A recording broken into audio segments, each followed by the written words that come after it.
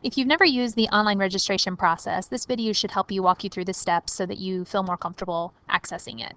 So the very first thing you're going to do is log into the parent portal. This is the same as whenever you log in to view your student report cards or grades, check on assignments, all of that.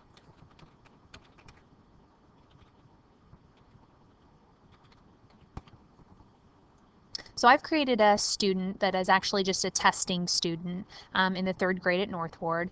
If you have multiple students, you're going to have a toggle over here to be able to toggle back and forth between all of your students. But the very first thing you're going to notice is that there's an announcement that the online registration process has to be completed by July 31st, and there's an online registration button here or down here.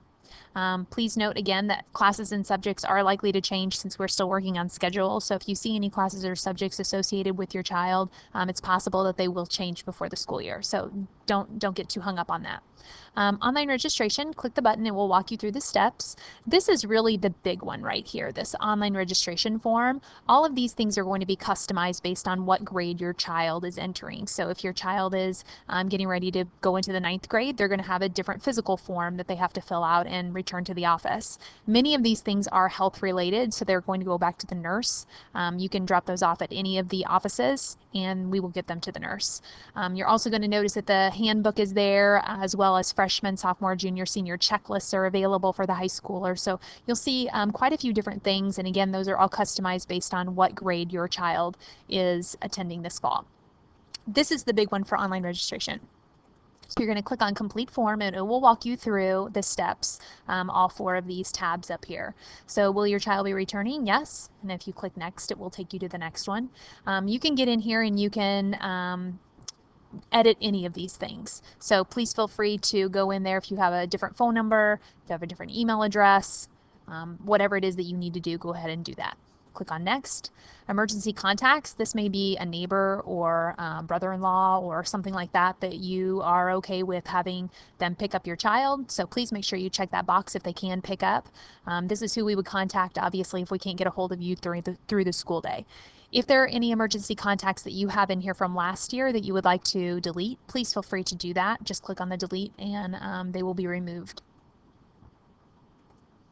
Once you click next, you're going to be agreeing to a handful of different things, field trips, whether or not we can use your child's picture on the school website or Facebook, all of those different things.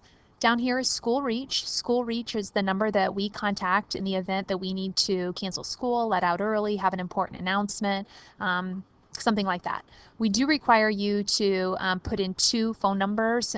That just makes it easier for us to be able to get a hold of you. The 3rd number is optional. If you don't want a 3rd number, just go ahead and put an X in here. And also please make sure that you use the format for School Reach as indicated with the dashes. The second to the last line is your digital signature. Obviously, it's very hard to get a signature on the computer, so you're just going to type in your full name here, that everything that you have put in the previous tabs is all correct, and then that's your date for today that you registered.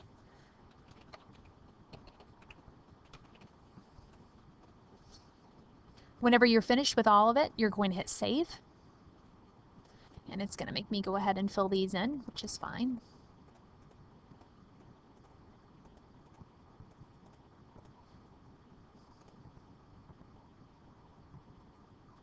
And then again, go ahead and review through these things, print out what you need to print out, and return to your child's office at your convenience.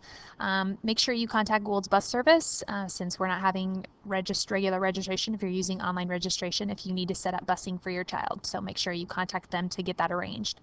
Also the payments. The payments is a big question that we get asked a lot. Do I have to pay online? No, you do not. If you would like to come by the office, write a check, pay in cash, do whatever is most convenient for you, that is absolutely fine. But in this case, if you would like to pay your fees, you're more than welcome to do so. Just click on Pay Fees. It will auto-generate what is a mandatory fee, so the registration and the technology already all added up together.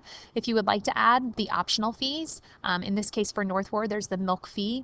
At the high school and junior high, there are going to be lots of different athletic fees that you can go ahead and add on there if you would like to take care of those right away, as well as some course fees at the high school. So maybe if your child's taking welding or an art class, it's possible that you'll see some fees generated based on those courses.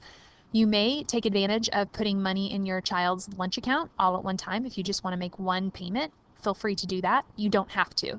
Those are optional. So I'm going to uncheck that and I'm going to hit continue. And at this point, it's going to ask me for my credit card number, all of that information, and then continue on and pay.